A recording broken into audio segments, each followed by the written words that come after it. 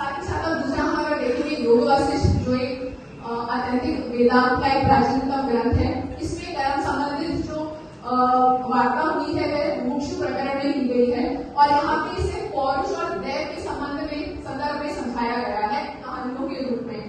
और वो क्या कहते हैं, लास्ट वाले पॉइंट पे मैं आपको लाना चाहूंगी। आदि वाली नाम का जो चित्त, अहंकार, मन, बुद्धि और जो हमारी 10 इंद्रियां और जो प्राण से घटित हमारा जो वासना में हमारा जो शरीर है, 3 शरीरों की बात करी जाती है, स्थूल शरीर, सूक्ष्म शरीर और कारण शरीर।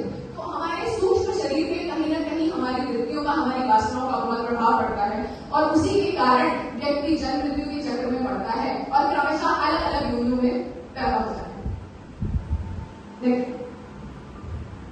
पौरुष को परिभाषित करते हुए योग वासिष्ठ में कहा गया है कि पौरुष क्या है। योग वासिष्ठ के अनुसार जो हमारे स्क्रिप्चर्स कहते हैं, जो हमारे शास्त्र अनुमोदित अगर हम मानसिक, वाचिक और कायिक चेष्टा करते हैं वही पौरुष है। और ऐसा कहा जाता है कि यदि व्यक्ति पौरुष के साथ अपना कर्म करता है और पौरुष करता है तो उसे सफलता मिलती ही मिलती है।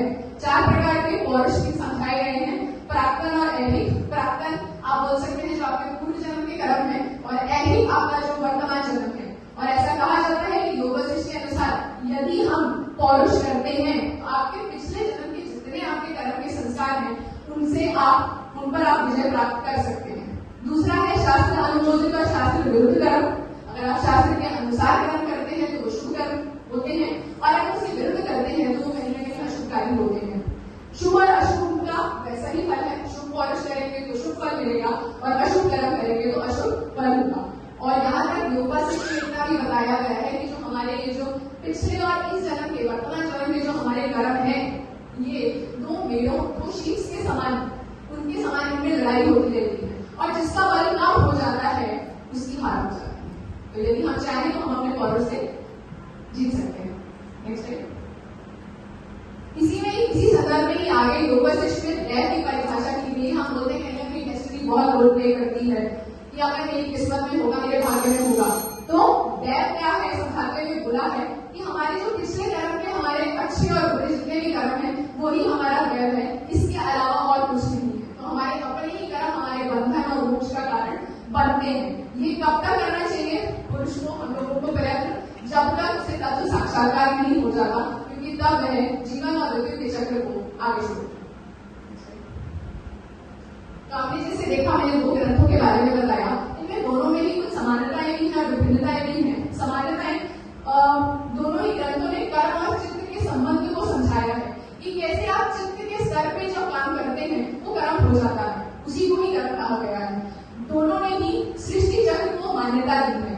अगर हम चार्वाक दर्शन के हिसाब से देखें कि इसके बाद, इस लाइफ के बाद कोई जन्म होना ही नहीं है, तो जो मर्जी करो आप, मेरी को हो और आराम से कुछ भी करने की जरूरत नहीं है। लेकिन यहाँ पे सृष्टि चक्र को मान्यता दी गई है और इसीलिए ये जो कर्म सिद्धांत है, लॉ करना, इसको एक नैतिक और आध्यात्मिक नेसेसिटी के रूप में इसको रखा गया है।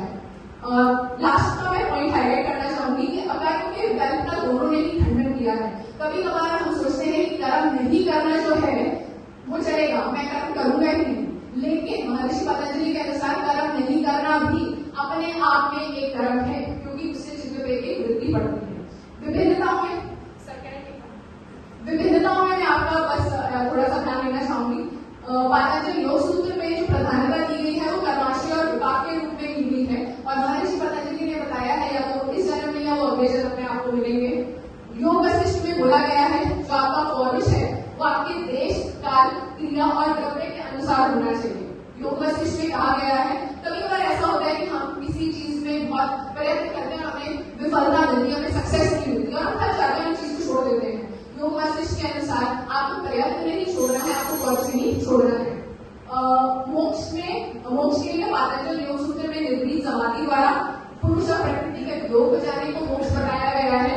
और यहाँ पे योग वशिष्ठ में आप देखेंगे कि 4 द्वारपाल जो मोक्ष के बताए गए हैं, शम, विचार, सत्संग और सदाचार, इनके एक या सबके माध्यम से कहीं ना कहीं आपको तत्व साक्षात्कार हो जाता है।